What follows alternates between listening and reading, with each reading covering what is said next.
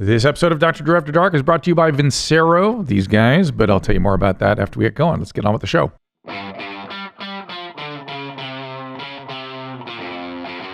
Hi, I'm Dr. Drew, and this is Dr. Drew After Dark. Please be advised that Dr. Drew After Dark may contain sexually oriented content and be unsuitable for young children. And welcome to another Dr. Drew After Dark. I'm very excited today, but before I get to it, remind you guys to keep sending those emails at drdrewafterdark@gmail.com and the voice messages at 818-253-1693. They're good. We appreciate them, and I'll try to get to as many as I possibly can. And also check out the Adam and Dr. Drew show, the Dr. Drew podcast, This Life You Live, and it's all at drdrew.com, so check it out there. It's a big opium series, too, where I tried to chronicle how we got into this mess. We have it up as an audio book as well as a written sort of chapter thing you can take a look at. But if you wonder how we got into this mess, we chronicle the whole thing there. It is my privilege to welcome to the show Yakov Smirnoff, Dr. Yakov Smirnoff. Thank you, doctor. Thank you. How are you, sir? Doctor? You. Wonderful. Doctor? Yeah. So tell them what happened, what you've been doing the last couple of years. Oh, gosh. So I got interested in psychology of laughter. And I went to University of Pennsylvania and studied with Martin Seligman, which is the father of positive psychology, and got my master's degree at UPenn, decided that that was enough. I needed to do more research on laughter after so many years performing. And so I got my doctorate degree at Pepperdine University. A couple of weeks ago, yeah. So I'm really excited. And my dissertation was called Law of Laughter. And I came up with the formula that I believe is very powerful. Do you have the magnets? I didn't bring the magnets with me. I have a camera here would be perfect. You did it on the radio, but now we have cameras. You didn't do it. I didn't know there were cameras. That's what it was. But I figured I didn't want to do another thing. You already seen it twice. Yes, I don't want to bring props. Fragmented audiences are. This is a group that hasn't seen this. Oh, well, next time. But the magnets were actually my way of explaining how relationships work and how laughter can be created. And you need to have complementary opposites. So performer in the audience is the complementary opposite. Unless you have a heckler, then they're adversary opposites, and that's not normally healthy. Not ideal. And so that was number one. Number two, you need to meet the audience's needs, and they need to meet your needs. So there is that complementary exchange happening. When I tell a joke and they laugh, we're exchanging the currency that is important to us and why we're doing this. And number three, we need to have shared sense of humor. So my humor can go over their heads and it won't work. Or if it's too low, it doesn't work. So it needs to be on their level, and their understanding of what I'm talking about is paramount to that. And that equals laughter. So those are three ingredients: that complementary opposites, needs being met, and shared sense of humor. And this not just goes into an audience-comedian relationship, it goes into romantic relationships. A romantic relationship where I started this process trying to understand how does it work, because I noticed the correlation between the beginning of the relationship, and I thought it was just me, but then I started asking my audience, and they all remember a lot of laughter in the beginning of the relationship, and then later on, laughter kind of fades away, but they don't pay attention to it because comedians are trained to listen. If there is a nuance that didn't make the joke as good as it should be, we register it immediately, and next show we will fix that. Is that a fixing with the language or with the rhythm or all kinds of things? Could be that it's a reference that they didn't get, could be the rhythm, could be anything. Timing is a big deal. Yeah. So once in a while, you just take a pause for another half a second, and it gets a big laugh. And then you go, okay, that's what I'm going to be doing for next whatever amount of years when I'm going to tell that joke. And in relationships, is it more spontaneous? What's going back and forth? I've noticed women very much seek somebody who makes them laugh. Yes, they do. Men do a little bit. I'm not sure they put as much currency in as women. They want to make women laugh. Women's laughter, what men are after, because if we can get them to laugh, we can get them to do a lot of other things.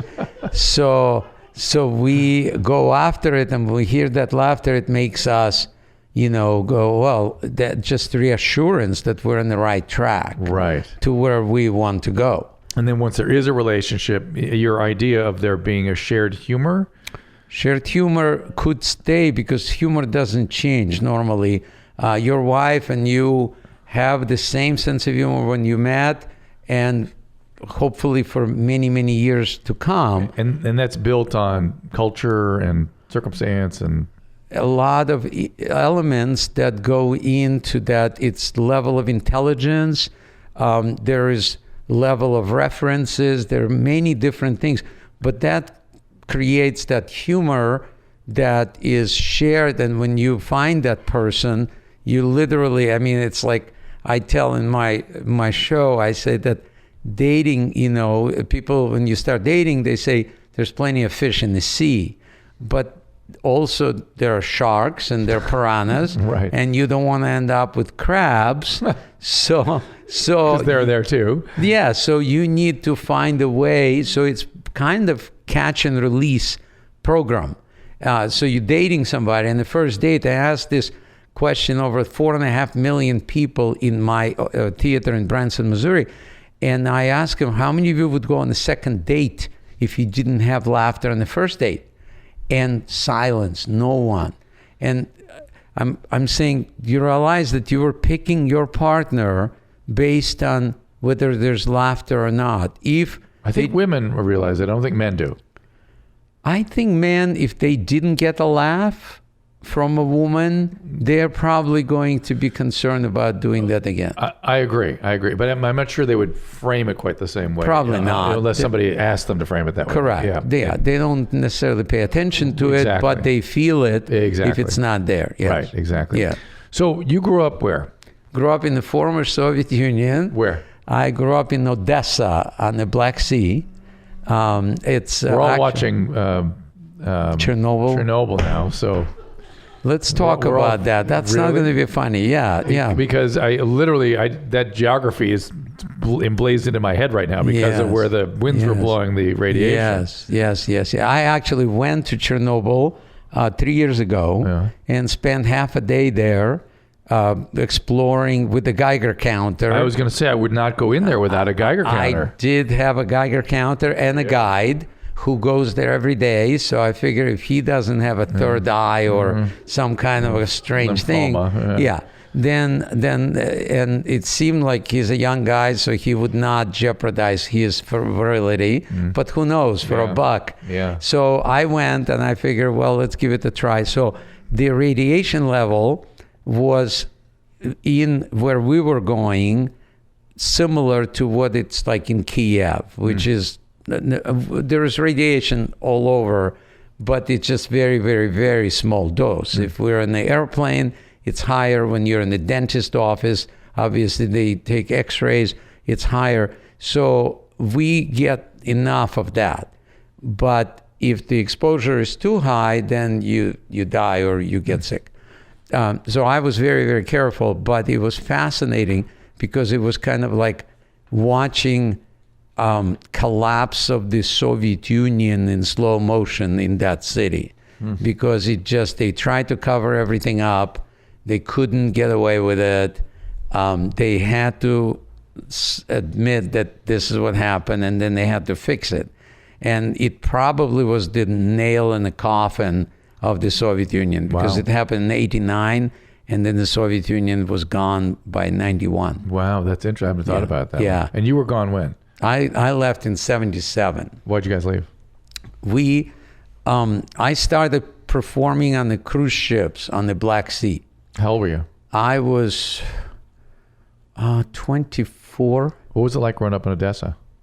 It was, I mean, I didn't know any better. So we lived in a communal apartment, 9 families in one apartment, shared one kitchen, one bathroom for 20 people, and no phone, no car, none of those things. And everybody thought that was normal. That was normal life. And I tell a joke in my show that when my parents wanted to make love, they would send me to look out the window because we lived in the same room for 26 years. Oh my God. And then, you know, my dad would say, so what do you see in the window? I said, our neighbors making love. And he said, how can you tell? Their son looking out at That's me. That's right, exactly. So I was living in that, but I also, what was beneficial for my comedy, Odessa is still considered the capital of former Soviet Union in humor. It was a free port before the revolution, and so there was a lot of people from different cultures came to that city, and somehow they created a lot of humor. So even in the suppressed environment of the Soviet Union, Belarus? Is it? No, this is Ukraine. Ukraine, okay. Ukraine. All right. In the Soviet Union environment where everything, I was a comedian later on, but as a kid, I would just memorize a lot of jokes. I wasn't into athletics much. Where did you hear them? From friends who you trust. You had only. no records or anything like that? Or No, radio? well, they had it on the radio like once a week. They would have, or maybe twice a month, a specific comedian, Arkady Rykin was his name, and he was very funny, very famous, and so everybody would glue to their radios to hear some humor that was, you see, because we were censored by the Department of Jokes. This is true. There's a Department of Jokes? Yes. Ministry of Culture of every state in the Soviet Union had a Department of Jokes. Oh my God. And it was part of Ministry of Culture, so it would be like Department of Poetry, Department of Humor. They had to control every little thing. This is what Americans don't realize, that this political correctness is taking us in a very familiar place to me, because once a year I had to submit all my jokes. Then the government, some bureaucrat would go over it and tell me, this is not funny, this is not funny, this is not going to work.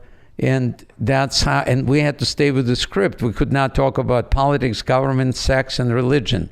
The rest, they said, is fine. What's left? Nothing. Yeah. Buttons and fish and I don't know, mother-in-law joke. color. Yeah. So that was our the restriction. That's the environment that brought, socialism to the Soviet Union, and the rest is history. I mean, 40 million people dead to get to that place because they had to clear the slate. So people who wanted to be politically incorrect, they had to be destroyed. Anybody that had any interesting ideas or anything other than the party line? That's it. The party line, and it was controlled from every angle. No religion. They destroyed all the churches, burned them, killed all the priests, and then they had the state basically giving you the dogma that you're gonna follow, and there was no way out. It's the first time I'm hearing this, that it sounds to me like almost a religion, the way they were. I mean, they created Lenin as God, Yeah. and Karl Marx was the one that originated. So Moses. Kind of, yeah. They put them on a pedestal, and I remember standing in line to Lenin's mausoleum. Where he was embalmed, dead under glass. And I stood in line for 7 hours. And my heart, as I was walking, I still remember that. I was probably 18 years old, because I was going to see God. I mean, that's how they embedded it in our heads. And so you went on a cruise ship. Yes. To do comedy. So I go to do comedy.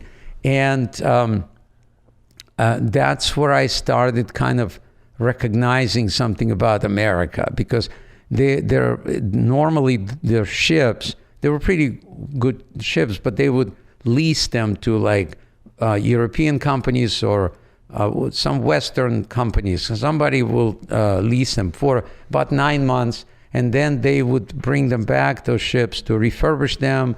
So during that time, they would go on the Black Sea. And we were not allowed to go outside of the country. But on the Black Sea, I was able to, because I was a comedian and master of ceremonies, they would give me an interpreter.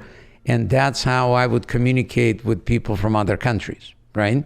Because I was preparing like an evening, like Miss Cruise or some kind of a talent show. I needed to communicate with them. Otherwise, in my whole life, I never been exposed to foreigners, and it was forbidden for us to talk to foreigners. If you were talking to a foreigner, you pretty much going to be arrested. That's how. By whom? By the KGB. KGB. KGB, the secret police, whoever. Did you assume all other countries were run like this? Of course I did, but I didn't know any better. And on television, they kept saying, there are two channels. Channel 1 is propaganda, and Channel 2 is a KGB officer tells you to turn back to Channel 1. So you really didn't have much choice. You're just used to it, right? Yeah. So then I go on a cruise. Now, first thing happened as when I got on the cruise, the audience liked me, and I was taking that cruise as kind of an exchange for a vacation. So it was a week cruise. I did, I guess, a good job because they asked me to go back again. Who were the foreigners on the? Oh, there were some from Yugoslavia, Czechoslovakia, Poland. How many translators did you have? Like 4 or 5. But like repeating whatever, like with the earpieces in, or I would meet with the group with their interpreter. I see. And I would share with them what we're doing. Got it. But it also gave me contact with the people, and I could see spark in their eyes that I never seen before. This is so bizarre. These people are happy. They're smiling. They're dancing. They're taking pictures. Soviets are like so suppressed, and they're looking around and not sure who's going to get them. So here's this group, and then some Americans were on the ship, and Australians and so. But anyway, what happened is when I finished that week, I went to the office of the official office that hired me to do this, and I said, they're asking me to go again, and I would like to ask if I can bring my parents and get them a cabin. And the guy literally said, get the hell out of here. What do you think? You're indispensable? We have thousands of people like you. You'll never work with this company again. That literally, and I was because like... you asked about the parents. Yeah. Weird. Yeah. And so I kind of put my head down the way, and I went home, and I told my parents it didn't work out, and we were used to that. It would be strange the other way. And so then about 2 hours later, the messenger comes, because we had no phone, so it was like, messenger comes and gives us 2 sets of tickets, one for me and one for my parents. And I'm shocked. I'm like going, this never happened. I never heard it happen, that they would go back on their word and do something like that. So we go on the ship, and I go to a cruise director, and I said, you got to explain this to me. I don't get this. What happened? And he said, well, the ship being leased to a lot of foreign companies, and they're capitalists. And they believe that if the person is more talented, they should be rewarded.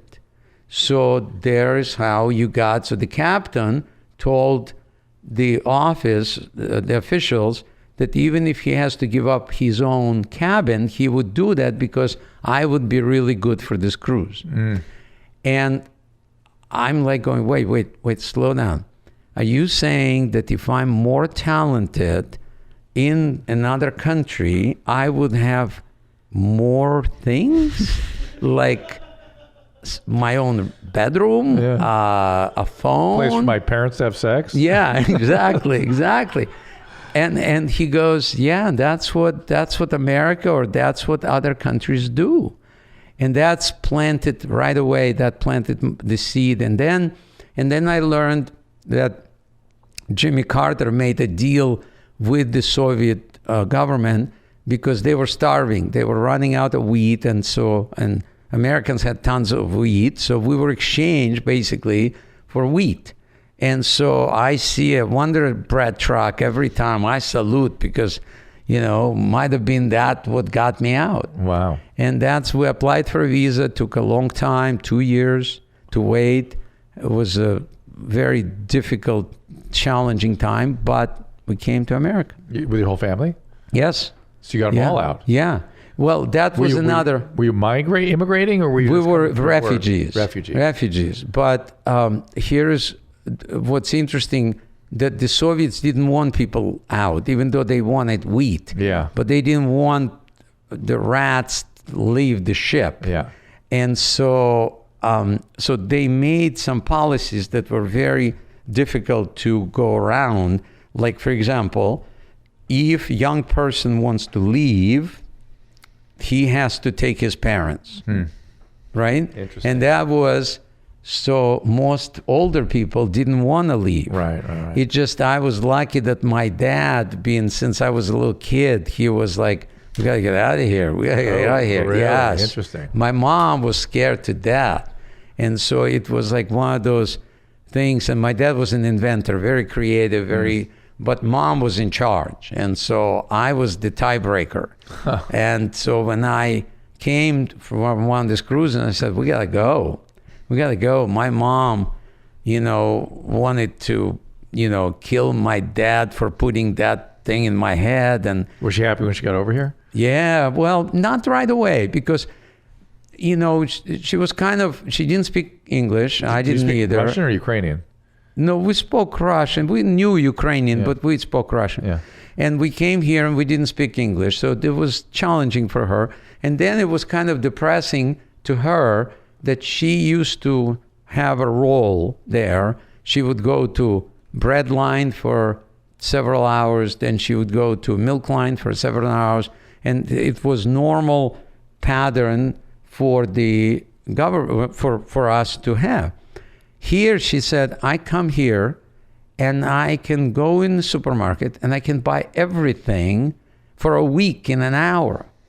And she said, what am I going to do the rest of the time? Wow. And I said, Mom, there is DNV. You can go and stand in line all day long and then do it again next day and the next day. So she was feel relieved. And when did you realize you had this potential to do what Americans thought were Russian humor? Or how do we describe I don't know. What your career became? No, you know what I mean? You Russian comedian, yes. But you played a Russian that Americans thought was a Russian, right? Isn't that sort of? Yeah, I guess I was me. I was me coming from the Soviet Union. Yeah. It hit the nerve for Americans because Americans had a headache from the Soviet Union for 50 years with the nuclear weapons and hiding under the desks, and like that would help. And then here I come, and they were introduced to Russia with Brezhnev with one eyebrow, and Khrushchev banging on the podium saying, we will bury you without any shots fired, all of that. And they saw me, and they saw me on national television, and I'm likable and I'm funny. And Americans kind of went, we're afraid of this? Basically, that's what happened. And they embraced me. It was like I was that guy who helped. And then I got call from the White House after I did Tonight Show, and they said we'd like you to go to Washington and perform in front of the Bushes. Wow. Yeah. This was first Bush. Yes. And I'm thinking Bush might be performing in a different environment, like flashing. That's my brain. And I go, this will get me arrested. And they said, no, we need you to come here to perform in front of President Reagan's cabinet. Oh. And I'm thinking, well, it's better than the Bushes. This way, at least I made it inside, right? God. So I go there, and they introduce me to the president, Reagan. And he immediately, when they said, this is Yakov Smirnoff, Russian comedian, he smiled and he said, have you heard this joke? And he tells me a Russian joke. He was collecting them. So I was like, so he tells me a joke about the Russian guy who wants to buy a car. And it took forever in those days to buy a car in the Soviet Union. So he goes to a factory and the manager said, put your name on the list, come back in 20 years, pick up the car. The guy said, do I come back in the morning or in the afternoon? And the manager said, what's the difference 20 years from now? The guy said, the plumber is scheduled to come that morning. So I cracked up. I didn't expect this joke to be so funny. And then it was a small dinner. There was like 18 people at that dinner. And were you freaking out? I was. Yeah. I totally. Actually, I was freaking out right after that because once he left and Nancy left, then my hands started shaking. I was like, what just happened? Because I spent 2 hours with him telling jokes, and everybody else were laughing, and they were participating in this exchange. Who was at the table, like Kissinger and? No. Kissinger wasn't there. No, it was Baker was the secretary. James Baker. Yeah, and then it was a French, not prime minister, but ambassador. And there were several other big dignitaries from in the cabinet. And so they were laughing. But it was interesting also that night, President Reagan sent a military helicopter to Libya to show off Gaddafi that we have power. And so behind the president for the whole evening stood a Marine with the football, which is the controls for the nuclear. Wait, so this was the night that they attacked Libya. They bombed Libya. They didn't. No. This was before. They just sent helicopters first. I see. They just sent to show. Let them know. But still, it was like watching behind the president, this stern-looking Marine, and I'm trying to tell jokes. Oof. And I'm thinking, if I bomb, he might bomb. And then I'm going to be responsible for the meeting. Exactly. Wow. Exactly. Yeah. But it was when he left, it was like, oh my God, what just happened? This was like, and then since then, there was a great relationship. I mean, they would request for me to come to the White House, share some jokes. It was like his secret weapon, really. He could tell jokes to the president of Russia and get away with telling him stuff that he couldn't say otherwise. Gorbachev was this? Gorbachev. When he met with Gorbachev. Did Chernobyl, do you think, adequately portray what it was like there? Yes. Yeah. Very much so. I believe they did a really good job, except for English accents. Right, everyone had English accent. That was weird too. That was weird. But the rest of it was very well produced and accurately documented, in my opinion. Is the city still empty? There's no one there. What's it called? Pripyat or something? Yeah, Pripyat is next to Chernobyl. Yeah. Nobody's there. We were there like ghost town. We were just two of us walking. I actually filmed some stuff. I can send you. I'd love to see it. Put that in. Yeah, we'll put it up. Yeah. That'd be great. And so you keep going. You end up with your own theater in Branson. Well, that wasn't that easy. What happened is I was doing very well in Vegas, Atlantic City, Reno, Tahoe, living in Pacific Palisades, $2.5 million home. I was living. Could you believe it? I could. Mind-boggling. I was living American dream, like high on the hog. I mean, as they can be. And then the Soviet Union collapses, and nobody warns me. Right? No phone call saying, "Hey, you should consider income averaging." No, no one, no. And I didn't see the writing on the wall, on the Berlin Wall. There's probably, Yakov, get another job. No. Nothing. So I get to, and David Letterman has a top 10 list on the night of the collapse of the Soviet Union. I make number 1 on the list. Yakov Smirnoff will be out of work. And I thought it was funny, but 6 months later, It wasn't. None of my contracts were renewed. And for years, I couldn't understand why. Was I not funny anymore? Well, what happened is I was like the aspirin from a headache. Once you're done with a headache, you don't need aspirin. Right. So I was kind of put on a shelf, and I couldn't get a job. Literally, clubs, even no casinos, clubs would not hire me. So I started looking for a place where they did not know that the Soviet Union collapsed. That's how I ended up in Branson, Missouri. Oh my gosh. They still don't know. They still don't know. No, and I'm not telling. Did you know that was a region you could head into where people would show up? I had literally, I had... One of the Osmond brothers tell you to show up there? Actually, Willie Nelson did. Willie Nelson did. Between smoking the pops, which is right? Which is rare to catch a breath. Exactly. So he invited me because my agent was like going, I don't have any work for you, but Willie Nelson has this Farm Aid concert, and he would like you to be a co-host. So maybe you should go there. And I said, well, I don't have any other place to go. I'll go there. And I'm thinking, who would know me in Ames, Iowa? Nobody would know me in Ames, Iowa. And Willie Nelson introduces me, 40,000 people in the stadium. And he introduced me, and they gave me standing ovation. Oh. I'm like, you serious? This is, and I couldn't believe it.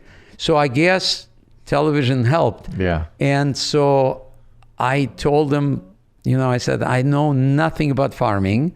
I had one experience on a farm in America. The guy played practical joke on me. He let me milk his bull. And I learned something. You milk this animal once, you have a friend for life. And they just loved it. And so and then after the Farm Aid concert, Willie invited me to his trailer, and I just have to go, whoo. Yeah. And he goes. It's that trailer you took all over the country. Probably, same one. And so he was saying, hey kid, I think you'll do well in Branson. Wow. He was in Branson during that time, and they didn't really care for him because he smokes, and he wasn't signing autographs, and he was just kind of a rebel for that community. But he said, but I think you'll fit right in. And I did. And How long were you there for? Huh? How long were you there for? 20 years. Wow. Yeah. And then you left it? Or I actually still own a theater. It's a 2,000-seat theater. There's other entertainers like Acrobats of China, But what led to you going to get the PhD and the master's?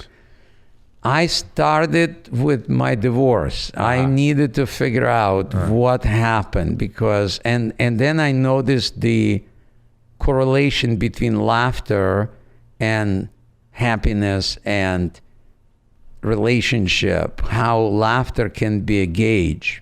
And if people could get this, please listen for laughter in your relationship, because laughter is the first thing that happens when you meet someone on the first date.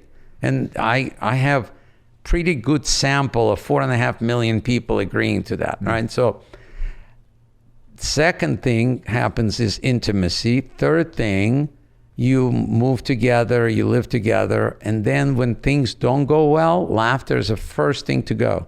Second thing is intimacy. Third is your house.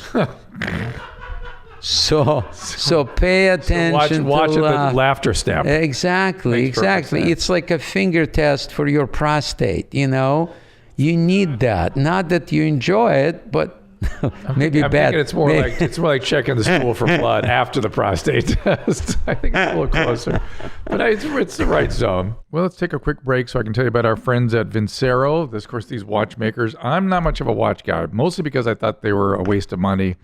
To get a watch that looks good and is accurate, I always thought you had to spend a ton of money. I've been wrong. These guys set me straight, and I'm into it now. And you'll notice I'm wearing this thing a lot of the time. And on top of that, there's a 5th annual anniversary sale coming your way August 11th to 18th. It is a site-wide sale, And they simply thought that saying thank you wasn't enough. They wanted to do better and go bigger to show their appreciation for the customers. So they're celebrating with a blowout sale. Biggest sale of the year. Everything on the site is on sale, no exclusions. Even the all-new collection they just dropped is available. Products do sell out, so do not wait. And when it comes to watches, the best bang for your buck you will ever have a chance to get. It's already good. You'll be stunned at the prices. You really will. Given how great these things look, now with a big sale, this is the time to do it. Only happens once a year. They hit the 5-year milestone, and they wanted to say thank you to you guys, the customers, and celebrate how far they've come. By selling direct to the customer, they're able to provide the same look and feel of luxury watches that are literally at least 10 times the price. At least 10 times the price. I mean, look how great these things look. They've received over 16,000 5-star reviews. I would give them one. I haven't done it, but I would. 5 stars for sure. Free worldwide shipping. And they offer 6 collections for men, 4 collections for women, each with their own unique look, plenty of style, colors available in each collection, and interchangeable straps. I like this sort of brown leather strap. All the watches, you're sure to find the watch you want that matches your style. So head to Vincero Watches, Vincero, VinceroWatches.com. Not just Vincero, but VinceroWatches.com/Dr. Drew Sale, DREW Sale, and you'll take advantage of the biggest sale of the year. Go to VinceroWatches.com. Be sure to put the Dr. Drew Sale in there. And even if you're a watch skeptic like I was, these guys will convert you. You take a look at the styles and the prices. You won't believe it. It's VinceroWatches.com/Dr. Drew Sale. Now, back to the show. Well, so with that in mind, we're going to show you some videos, and we'll see if we'll get some mirth going here. Okay. And we have some kind of serious questions, and we'll get to those too. Okay. So first, and these guys in the peanut gallery in the back room here, they were laughing at you. Yes. Nadav, he will have something to say about this, no doubt. Okay. Yeah. So this was a hiker that got rescued. 74 years old. Yeah, 74-year-old woman. So she got rescued by this helicopter, and so this starts to kind of spin out of control, and we'll see how. You're it goes. funny. No pun intended. You're right? funny. So she's coming up in that basket. Oh my. So they're trying to get the spin. Stabilized. Yes. Definitely passed out by now. So this thing she's passed out with and it goes and goes and goes and goes. Wow. Yeah, that's good. That's like something an astronaut would have to go through. Take off. Good. 74. 74 Did she years old. survive this whole thing? She did. I guess. Slow that down. So allegedly, she arrived at the hospital in stable condition. And not only that, said it wasn't that bad. Huh. So it was like a She must have- Disney World, right? She must have been laughing. It must have been mirth that got her through that. Wow. Yeah, I would have thought it would have, for an 84-year-old, you would think it's centrifugal force, right? Oh, wow. Yeah. So it's going out. Yeah. But I don't know. Maybe it wasn't as bad. Maybe she's closer to the center than we realize. That looks terrible. Well, it's probably she was lost, right? Yes. So this probably was better. Yes. Than it's better. Than dead. Than dead in the desert. Exactly. There with cactuses. Yeah. Cacti. Yeah. Okay. Well, that's a little video to warm us up with. Let's get some voice messages in here. So these are people just asking us questions. I never know what they're going to throw at me. Okay. So if you've got any of a psychological nature, that would be good for Yakov too. So here we go. And I'll do the other ones. Here we go. I saw him hesitate on this one, so it scares me. Oh. Hey, Dr. Drew, this is Bo from Kansas. Hey, Bo. I was wondering if you could maybe tell me what's wrong with my mom. I know it's a lot harder than that, but my mom, when she gets upset at me, she goes back to past issues with my dad and my dad's side of the family, and she always resorts to saying that she's going to kill herself or she wishes she was dead and stuff like that. And then was she picked up? Was she picked up by a helicopter by chance? Was she spun by a helicopter? More importantly, yes. Good question. Like that, and then the next day she's completely fine, and then one little thing will happen, like me posting a picture of my dad and grandpa for Father's Day will trigger her, and she goes back to living in the past and saying that she wants to die again. really need your help here, Dr. Drew. She's driving me crazy. Thank you. All right, it's a great question. It's actually a very serious question, right? Yeah, yeah. So she has, and you've studied psychology, so she has some pain left over from that relationship loss. He is a living representation of that, whatever it is she lost, right? So she gets triggered. She has she's unstable emotionally, so she's triggered easily. And she has sort of I think about sort of a borderline kind of process, where people have these very unstable identities and they can just collapse into these heavy emotions and become very self-destructive in those moments. So there's something of a personality that maybe going on with her, but ultimately it's about loss, wouldn't you say? And she's not really properly come to terms with it. It sounds like it. Like when my dad passed away, I moved my mom. They lived here in Los Angeles, and I moved my mom to Branson so she can have some laughter in her life, some happiness, and be next to me and her grandkids. You were already thinking about laughter as a therapeutic thing. Well, I always probably did, but this was just because it's my family and it's somebody. And I always paid attention to my parents laughing. When they were laughing, the balance was there. Very good balance was there. So when Dad passed away, I knew that I needed to take on that role to balance my mom out. And she was really depressed because she wanted to be next to my dad. And he was in Los Angeles, she was in Branson. And so after about a year of her kind of grieving and saying, let's go back, I want to visit his grave, I said, Mom, here's what I think we should do. We should bring Dad to Branson. Yeah.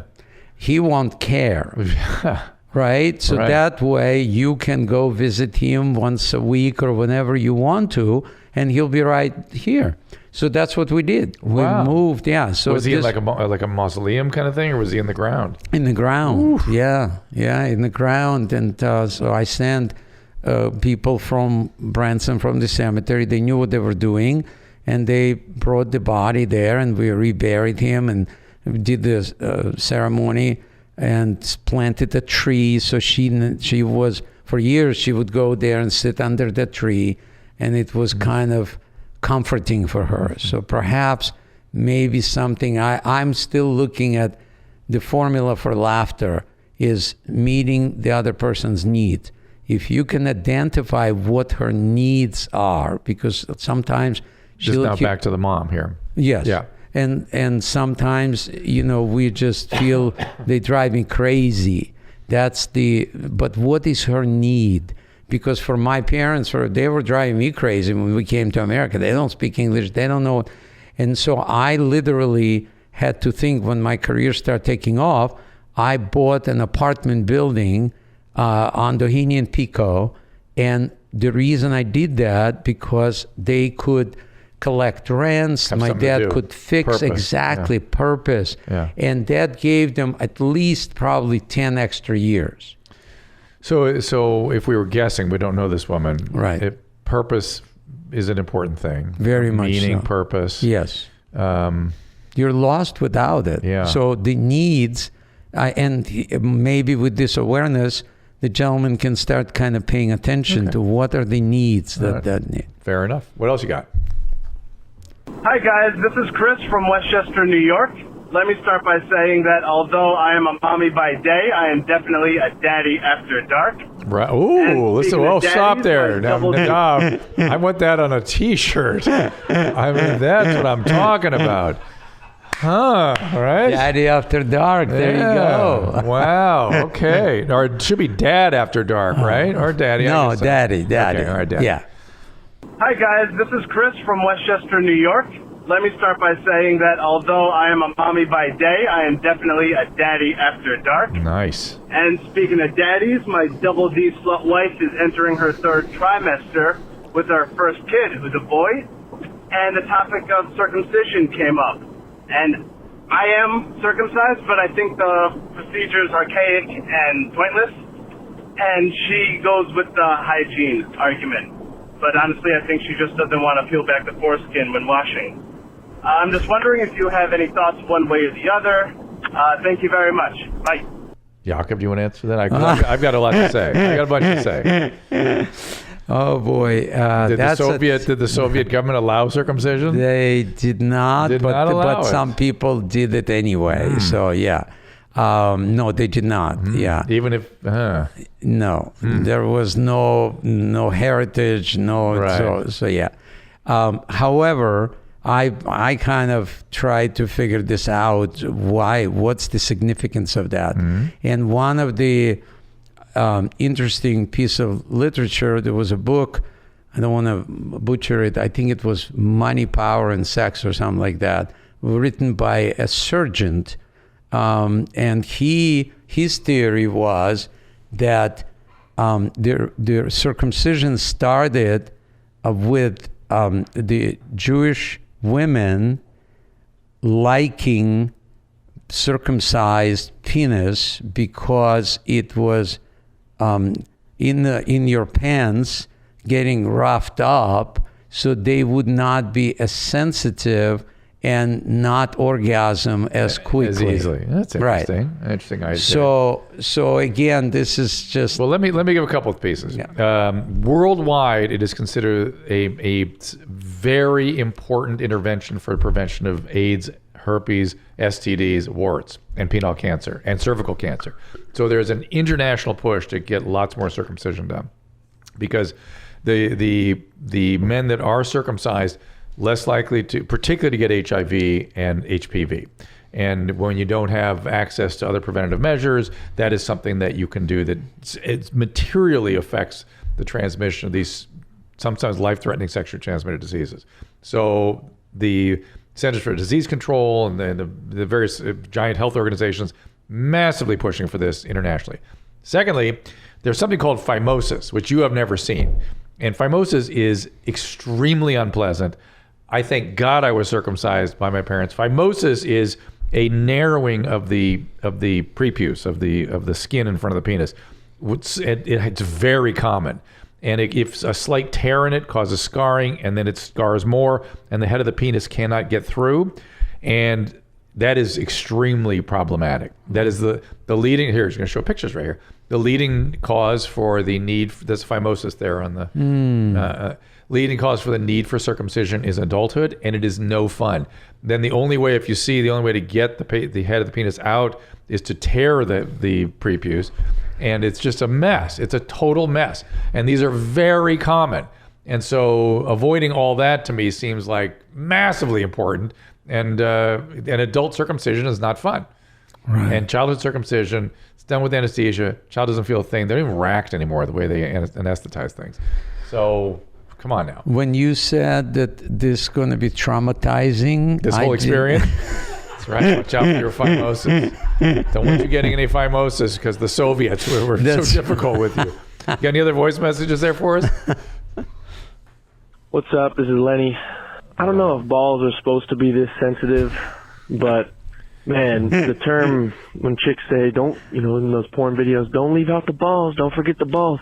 You can leave mine out because, I don't know, man. I got something going where it's not even slightly enjoyable. These chicks, touch them a little too aggressively. Even just a little bit is just too much. So I feel for you. I don't know. I do checked too. them out. I definitely have, some kind of lump on both sides. But I think that just might be the epididymis. Might be. The only reason Yep. I know that is because I ripped mine off when I was younger. What? Almost all the way. So I was just wondering. I want to hear feel that story. He ripped off his epididymis. That means he had to tear his testy out of the scrotum and tear off the top part of it. Oh, man. Wow. That's the kind of thing. I don't know if he's going to tell us or not, but that's the kind of thing people get from like falling on their bike handlebars and things like that. Yeah, or firecracker accident or something. No, it's like you had to come down hard. Got it. Go I ahead. was just wondering, I feel the string that goes down connects to each ball, but it's really, really sensitive, almost painful. So I'm just curious as to if this is normal or if I should hit up my doctor. So thank you. It's okay. I'm guessing it has something to do with the residual trauma from you tearing off your epididymis, which is extraordinary. On Loveline once, a guy called in and said that he had a bike accident. He rode behind a like a big billboard, and there was blood, and he looked in, and his testicle had fallen out of the scrotum, pushed it back in, and went about his business. Didn't want to tell his parents. He was too afraid. This is the male brain. Wow. It'll get better if it doesn't kill nobody me. will know. Yeah, If it doesn't kill me, I'll be all right. It's like Chernobyl, right? Chernobyl. Right. Yeah. That was absolutely his personal Chernobyl, for sure. That was Chernobyl. So anyway, I would advise you get that looked at just because you have had surgery and you're having sensitivity and stuff like that. But a lot of guys are very sensitive, so good on you. All right, so I'm going to read this one about healthier relationships. I have no idea what. Okay. Longtime fan, excited you teamed up with YMH. Taste of Loveline again, which is this show. Don't know what you did right to deserve cool guys like you and Tom.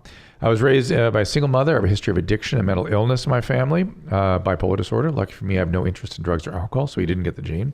The only mental illness I suffer from is high-functioning generalizing anxiety.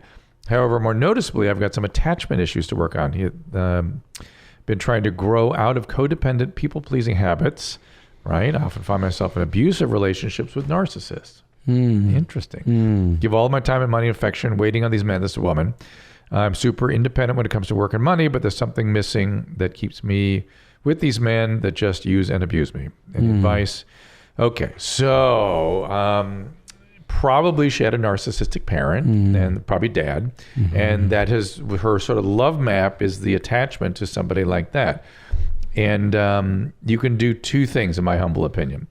One is to, whenever you are super attracted to a guy, we're perfect instruments with our attractions. Our attractions are just absolutely perfect. If you have a trauma in your childhood and it puts you into a pattern of repeating that trauma with your relationships, you'll do it every time. We're perfect. And it causes us to be attracted to these people.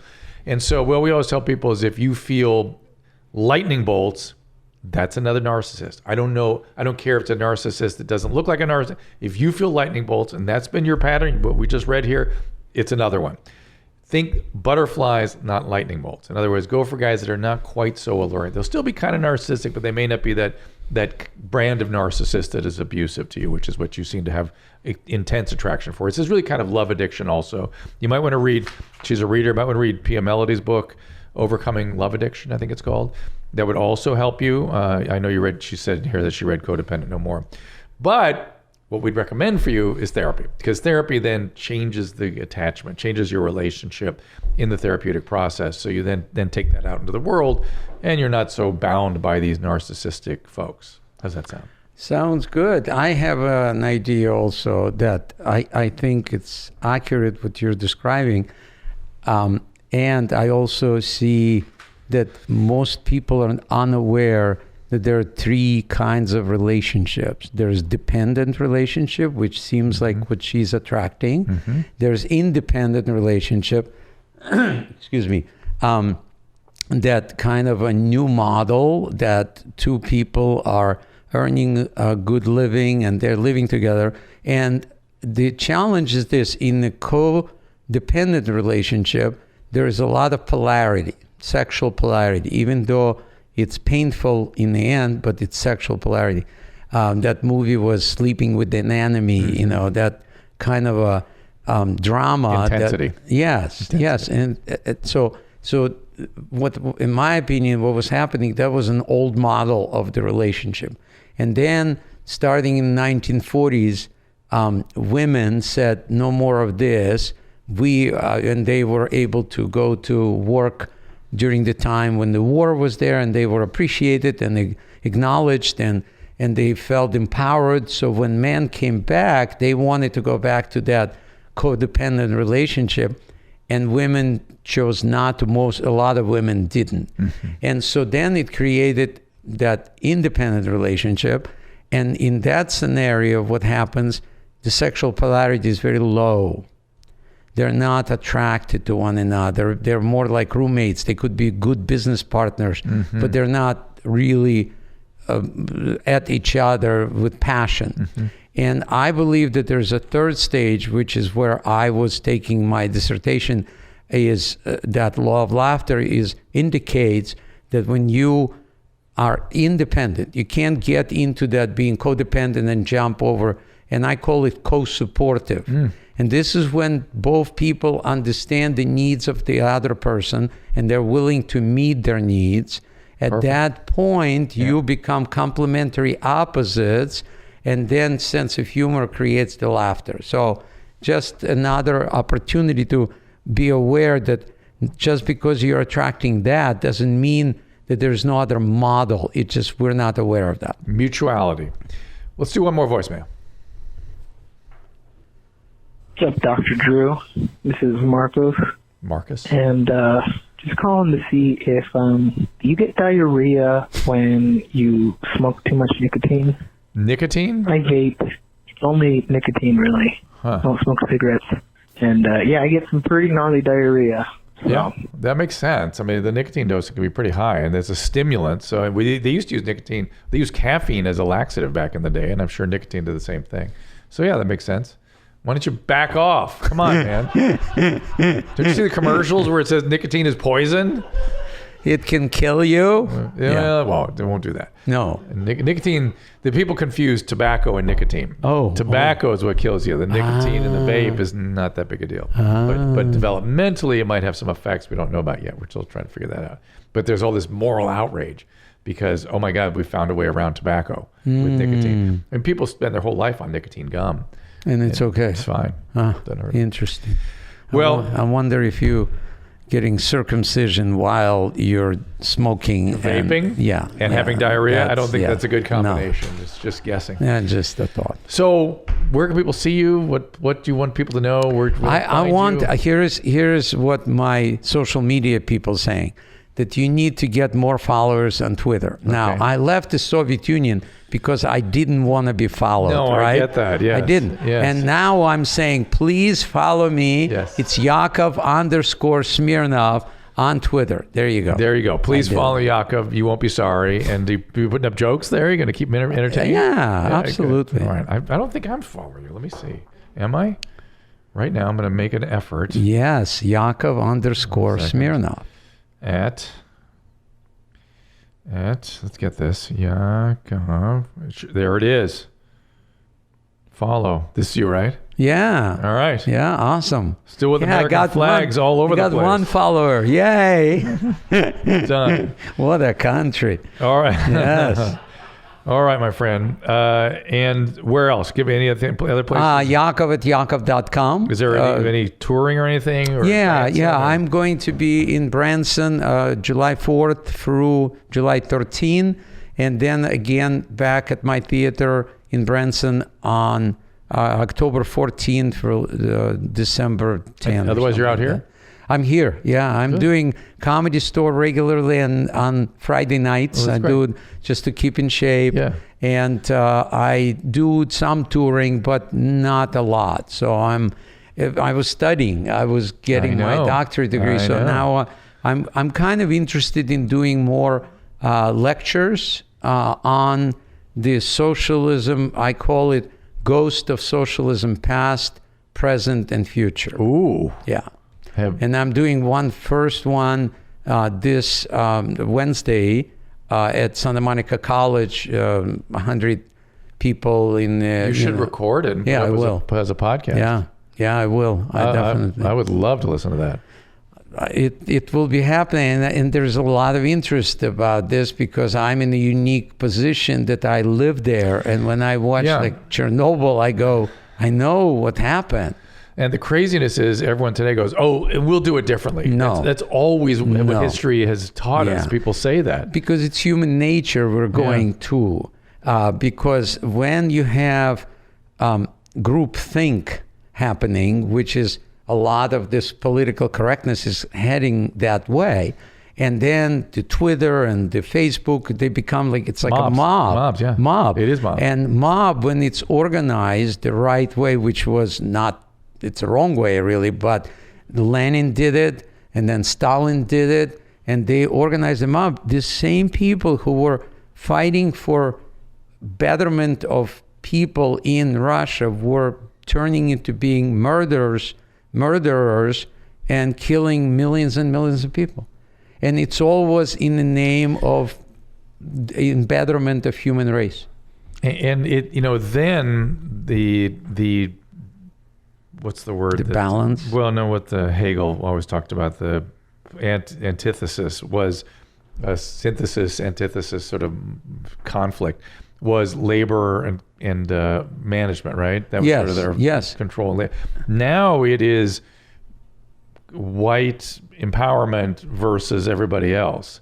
And so we've left the labor management diathesis behind. But it's the same thing. It's that 1% that there are people who are not putting maybe as much energy in creating that wealth. They're looking at these people who are rich and they're saying, we want to share this. Yeah. We want to get that, right? Yeah. And those people who have the wealth are saying, I don't think so.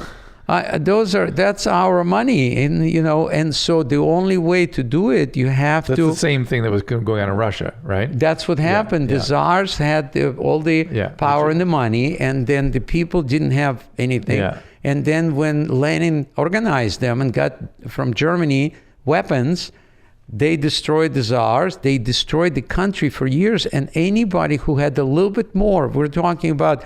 If these people had a piece of land with a pig on it or whatever, they were the bourgeois. They were supposed to be killed by people who didn't have that. Right. And that's how it spread. So how could it be done right? I think that this society is the best so far in terms of keeping that balance of left, keeping the right from going too far and destroying all the environment and global warming and all of that. And then the right is there to say, guys, you're going to kill us. It's like driving on this cliff where you have on one side and the other side abyss, and this could happen on either side. So keep the balance. Keep the balance. Is that going to be the point of your talk?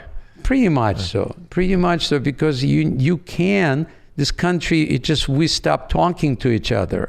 And because there is no conversation, we can't find a rational way to say, okay, how do we really solve this productively? So maybe people should be retrained. Everybody's worried about the truck drivers that are not going to have jobs.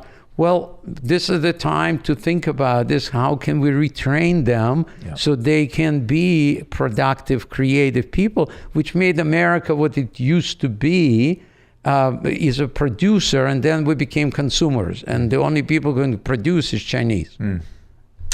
Well, we'll look for that socialism, past, present, and future. Yes. And I thank you for being here, my friend. My pleasure. And we'll see you again soon. And we all thank you as well. Didn't know we were going to get into politics, but here we are. Why not? It's after dark. Wait, but it was right after circumcision, so it's you're fine. right. It's after phimosis and socialism. Yeah. Somehow socialism, phimosis, they're sort of in the same breath. We'll see you next time. All conversations and information exchanged during participation of the Dr. Drew After Dark podcast or interaction on the drdrew.com website is intended for educational and entertainment purposes only. Do not confuse this with treatment or physician medical advice or direction per se. You must always follow your medical professional's advice and direction. Nothing on these podcasts or posted on this site supplements or supersedes the relationship and direction of your medical caretakers. Please understand, I am not playing the role of physician in this environment per se. I'm educating. I am a licensed physician with specialty boards in American Board of Internal Medicine and American Board of Addiction Medicine.